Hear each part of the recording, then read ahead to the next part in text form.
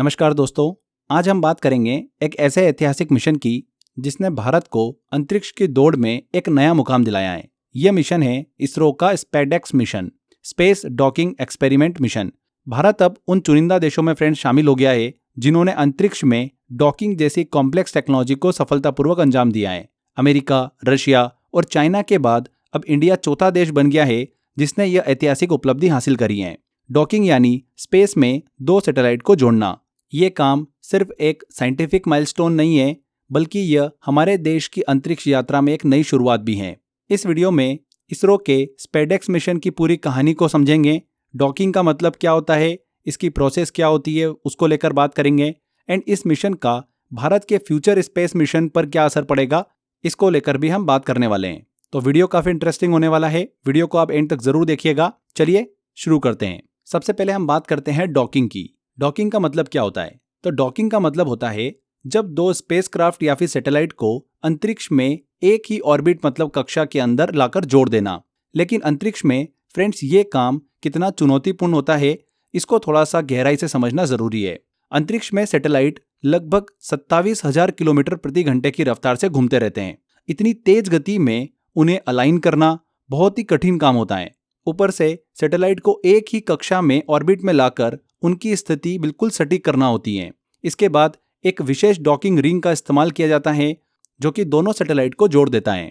आपने देखा होगा कि ट्रेन के डिब्बों को जोड़ते समय कितना ध्यान दिया जाता है, लेकिन अंतरिक्ष में बिना ग्रेविटी और तेज गति मतलब स्पीड के कारण ये काम कई गुना कठिन हो जाता है। चलिए अब हम बात करते हैं इसरो के इस स्पेडेक्स मिशन के बारे में। इसरो ने स्पेडेक्स मिशन में यह कैसे किया? तो फ्रेंड्स, इसरो ने 16 जनवरी 2024 को एक ऐतिहासिक उपलब्धि हासिल करी है। स्पेडेक्स मिशन की बात करें तो इसरो ने दो सैटेलाइट्स लॉन्च किए थे जिनका नाम दिया गया SDX-01 और दूसरा SDX-02। इन सैटेलाइट्स को धीरे धीरे अंतरिक्ष में करीब लाया गया। शुरुआत में 5 किलोमीटर, फिर 1.5 किलोमीटर, फिर 500 मीटर एंड देन फिर 3 मीटर। डॉकिंग रिंग के जरिए दोनों सैटेलाइट को आपस में जोड़ दिया गया। जुड़ने के बाद इसरो ने इसे एक सिंगल यूनिट के तौर पर ऑपरेट किया। इस डॉकिंग से पहले 7 और 9 जनवरी को जो ट्राई किया गया था वो असफल रहा था। एक्यूरेसी और बार बार किए गए सुधारों के कारण 16 जनवरी को यह फाइनली सफलता हाथ लगी है। इस मिशन के साथ ही भारत USA, रूस और चीन के बाद चौथा ऐसा देश बन गया है जिसने अंतरिक्ष में सफलतापूर्वक डॉकिंग करी है। आगे देखिए, अब यह सवाल उठता है कि डॉकिंग आखिरकार इतना महत्वपूर्ण क्यों है? अंतरिक्ष में डॉकिंग हमारे फ्यूचर के मिशन के लिए इतने मायने क्यों रखती है? तो चलिए डॉकिंग के फायदे हम देखते हैं। सबसे पहला है स्पेस स्टेशन। बड़े स्पेस स्टेशन को बनाने के लिए डॉकिंग का इस्तेमाल किया जाता है। भारत का भारतीय अंतरिक्ष स्टेशन 2035 तक तैयार होगा, जिसके लिए डॉकिंग तकनीक जरूरी होगी। फ्यूचर मून मिशन जो भारत का होगा, चंद्रयान 4 और मानव मिशन के लिए डॉकिंग टेक्निक से चंद्रमा से सैंपल लाना और इंसानों को सुरक्षित वापस लाना संभव हो पाएगा। विदाउट डॉकिंग ये पॉसिबल नहीं होगा। हिस्टोरिकली पर्सपेक्टिव देखें तो डॉकिंग की शुरुआत 1966 में नासा के जेमिनी 8 मिशन से हुई थी। रूस ने 1967 में पहली बार ऑटोमेटेड डॉकिंग करी। चीन ने 2011 में अपने स्पेस लैब में डॉकिंग हासिल करी और अब भारत भी इस सूची में शामिल हो गया है और ऐसा करने वाला वो चौथा देश बन गया है। भारत का खुद का भारतीय डॉकिंग सिस्टम दुनिया के अन्य देशों से बिल्कुल अलग और बेहद ही खास है। ये सिस्टम पूरी तरीके से स्वदेशी तकनीक पर आधारित हैं। फ्यूचर में जो भारत के अंतरिक्ष मिशन होने वाले हैं उनको इस डॉकिंग टेक्निक के माध्यम से पूरा किया जाएगा। भारत के इस डॉकिंग सिस्टम की बात करें कि दुनिया से ये कैसे अलग है, तो इसके कई ऐसे फीचर्स हैं जो इसको दुनिया के डॉकिंग सिस्टम से अलग करते हैं। जैसे कि इसका एंड्रोजीनियस डिज़ाइन।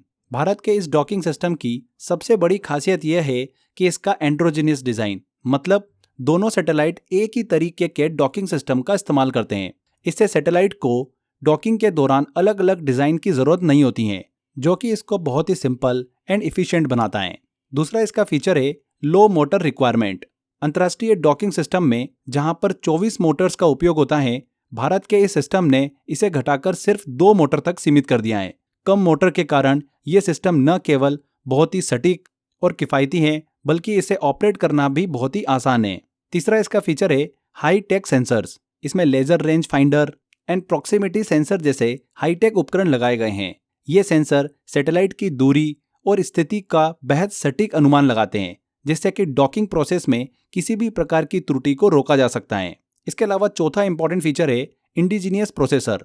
इस सिस्टम में भारत में विकसित बहुत ही उन्नत प्रोसेसर का उपयोग किया गया है। ये प्रोसेसर सैटेलाइट की पोजीशन और स्पीड की बिल्कुल एकदम सटीक कैलकुलेशन करता है और फ्यूचर में ऑटोनोमस डॉकिंग के लिए रास्ता भी तैयार करता है। भारत का ये जो स्वदेशी डॉकिंग सिस्टम है न केवल भारत को अंतरिक्ष अभियानों में आत्मनिर्भर बनाता है बल्कि अंतर्राष्ट्रीय मानकों पर भी खरा उतरता है। तो ये हमने भारत के डॉकिंग सिस्टम को लेकर बात करी।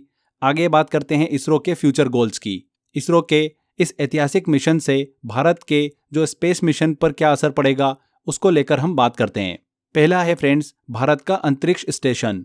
इसरो ने 2028 तक पहला मॉड्यूल लॉन्च करने की योजना बनाई है।